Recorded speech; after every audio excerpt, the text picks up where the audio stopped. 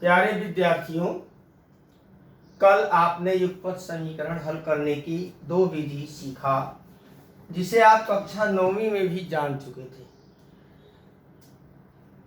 अगली विधि है जो 10वीं में पढ़ानी है, युगपत समीकरण हल करने की आलेख विधि। वैसे आप कक्षा 9वीं में युगपत रेखीय दो चरांकों वाले रेखीय समीकरण का आलेख खींच चुके हैं। फिलहाल यहां ध्यान से देखेंगे, कोई भी युगपत समीकरण आपके सामने हो, जैसे प्रश्न संग्रह 1.2 के प्रश्न दूसरे का पहला सवाल हमने लिया है। यहां दो समीकरण हैं, x + y = 6, x - y = 4। देखिए, किसी भी दो चरांक वाले रेखीय समीकरण का आलेख सदैव एक सरल रेखा प्राप्त होती है। हम जानते हैं दो भिन्न बिंदुओं से एक और केवल एक रेखा खींची जा सकती है। तो यदि हम x और y का दो निर्देशांकों का युग्म ज्ञात करें तो एक रेखा बनेगी, किंतु यदि उसमें से कोई भी एक निर्देशांक गलत हो गया, तीन बिंदु मान लीजिए आप लेते हैं, जैसा कि यहां हमने तीन बिंदुओं का युग्म लिया है। इसका मतलब है कि यदि दो या दो से अधिक बिंदु एक रेखा पर है तो ये बिंदु एक रेखीय होंगे, ऐसे में ये तीनों बिंदु एक रेखा पर होंगे। अब मान लो कोई एक बिंदु गलत हो गया, निर्देशांक निकालने में आपकी गलती हो गया, तो पता चला दो बिंदु से तो रेखा खींचेगी, तीसरा बिंदु उस रेखा पर नहीं होगा।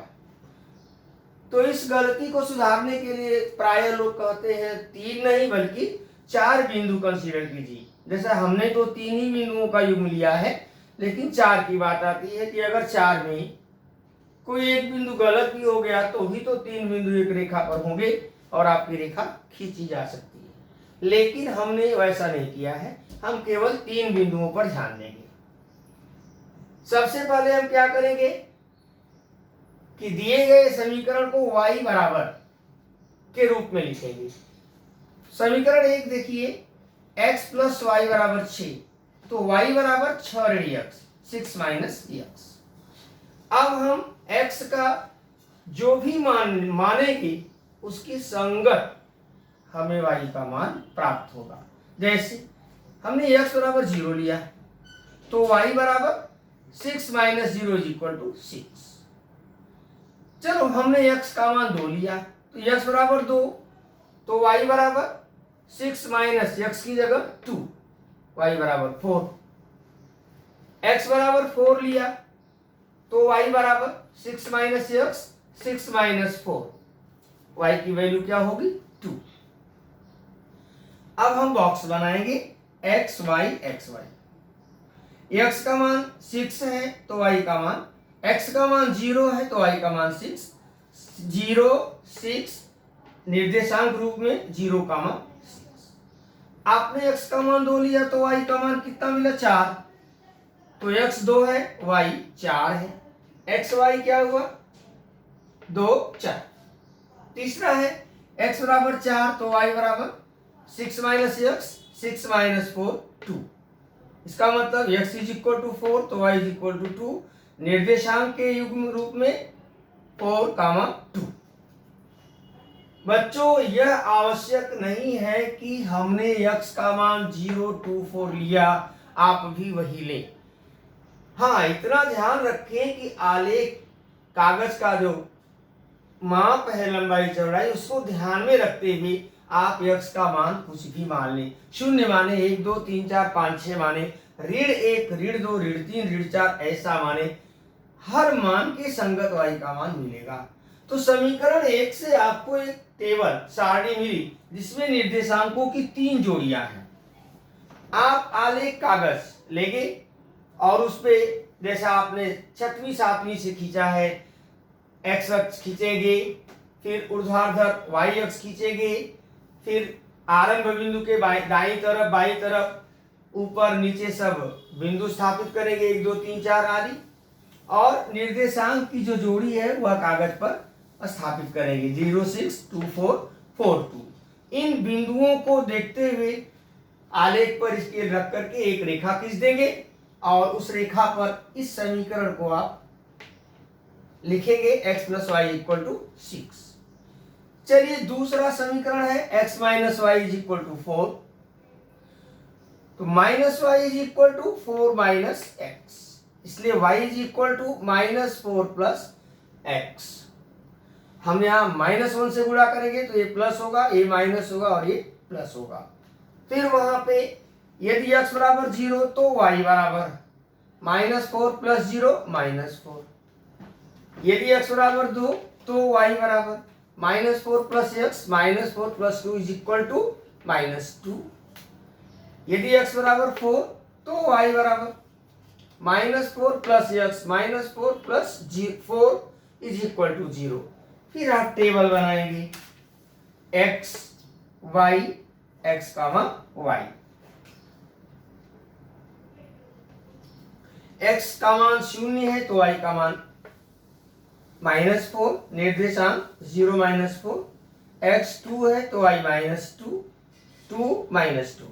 x 4 है तो y 0 4 कामा 0। उसी प्रकार उसी आलेख कागज पर आप ये 3 निर्देशांकों की जो युग्मों की जोड़ियां हैं स्थापित करेंगे बिंदु और एक रेखा खींचेंगे और उस रेखा के पास आप लिखेंगे x minus y is equal to 4। निश्चित तौर पे ये दोनों रेखाएं कहीं न कहीं प्रतिच्छेदित करेंगी और जिस बिंदु पर वे दोनों रेखाएं प्रतिच्छेदित करेंगी उन बिंदुओं के निर्देशांक अर्थात x और y का मान ही इन दोनों समीकरणों का अभीष्ट हल होगा। आप नीचे लिखेंगे अतः स्पष्ट है कि दोनों रेखाएं एक दूसरे को परस्पर बिंदु जो भी हो पर प्रतिच्छेदित करती हैं, अतः x बराबर और y बराबर इतना दिए गए समीकरणों के अभीष्ट हल है। यदि आप चाहें तो x और y के जो मान आपको मिले हैं रख करके दोनों समीकरण में देख सकते हैं, आपके समीकरण का सत्यापन भी होगा। या आप इन दोनों समीकरणों को पूर्व बताई गई विधियों के आधार पर हल करके भी देख सकते हैं, तो आपको वही उत्तर मिलेगा। गो अब एक सवाल और देखेंगे आप, प्रश्न संग्रह 1.2 का प्रश्न 1। ऐसी सवाल बोर्ड परीक्षा में बहुत पूछी जाती है, खास करके कृति में। जो अभी आपके सामने कृति आया है, अब ये 3 नंबर की सवाल कम से कम। कृति में क्या करना पड़ता है कि प्रश्न में कुछ जगह छोड़ी रहती है। यहाँ देखिए 4 बॉक्स है, यहाँ छूटा 4 बी बॉक्स यहाँ भी है।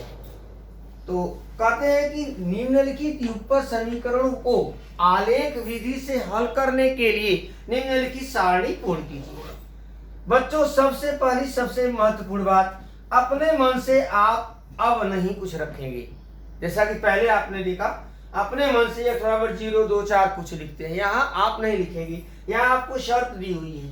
पहले समीकरण x plus y equal to 3 में पहले कॉलम में x का मान दिया है कितना 3, तो आप लिखेंगे x बराबर 3। तो अब x धन y बराबर 3 मान रखें 3 plus y equal to 3, therefore y equal to 3 minus 3, y equal to 0। फिर दूसरे में देखिए y का एक मान दिया है 5, y और उसके सामने 5, y इक्वल टू 5, तो x plus 5 is equal to 3, x is equal to 3 minus 5, यानी x इज इक्वल टू -2। फिर आप आगे जाइए y के ही कॉलम में आगे, तो यहाँ क्या पाएंगे, उसके खाने में तीसरे लाइन में 3, यानी y की वैल्यू यहाँ क्या है 3, तो y इक्वल टू 3, तो x plus 3 is equal to 3, x is equal to 3 minus 3 equal to 0। अब आपको यह टेबल भरना है। बच्चे क्या करते हैं, दूसरों की नकल मार के केवल टेबल पूरा कर लेते हैं। पहले आपको पूरा हल करना पड़ेगा, उसके पश्चात ही आप टेबल भरेंगे। तो जरा देखिए x की वैल्यू 3 है, तो y की वैल्यू कितनी आई है 0, तो इसके अंदर आप क्या लिखेंगे 0। निर्देशांक मिल गया 3, 0। दूसरे में जब y 5 है तो x कितना है, y इज इक्वल टू 5, तो x इज इक्वल टू -2, तो यहां आप क्या लिखेंगे -2। अब यहां -2, 5। फिर यहां y की वैल्यू 3 है, तो x की कितनी होगी, तो y इज इक्वल टू 3, तो x इज इक्वल टू 0, तो यहां क्या लिखेंगे आप 0। अभी देखो आपकी साड़ी भर गई, कंप्लीट हो गई। दूसरे में जाइए, x minus y equal to 4, समीकरण नंबर 2। यहां पहले क्या है, y की x की वैल्यू -1, लेकिन पहले यहाँ y है, तो y इज इक्वल टू 0 है, तो x is equal to x minus y, x minus 0 is equal to 4, यानी x इज इक्वल टू 4। फिर है x की वैल्यू -1, x इक्वल टू -1, तो -1 minus y is equal to 4, minus y is equal to 4 plus 1 is equal to 5। Therefore y is equal to -5, -1 से गुणा करेंगे। अब आप टेबल भरे, y की वैल्यू 0 है, 0 है, तो x की वैल्यू कितना है 4, तो यहां क्या मिलेगा 4, 0। चलिए आपका 2 भर गया। y इक्वल टू -1, तो x इक्वल टू -1, सॉरी, तो y इज इक्वल टू -5, यहां क्या लिखेंगे -5, -1, -5। अब आगे तो आपका भरा ही है। अब यहां आप कहते हो आलेख बनाना है कि नहीं, आलेख नहीं बनाना, वहां केवल सारणी पूर्ण करना है। अब प्रश्न 1 और प्रश्न 2 के पहले के आधार पे 1.2 आप कंप्लीट करेंगे।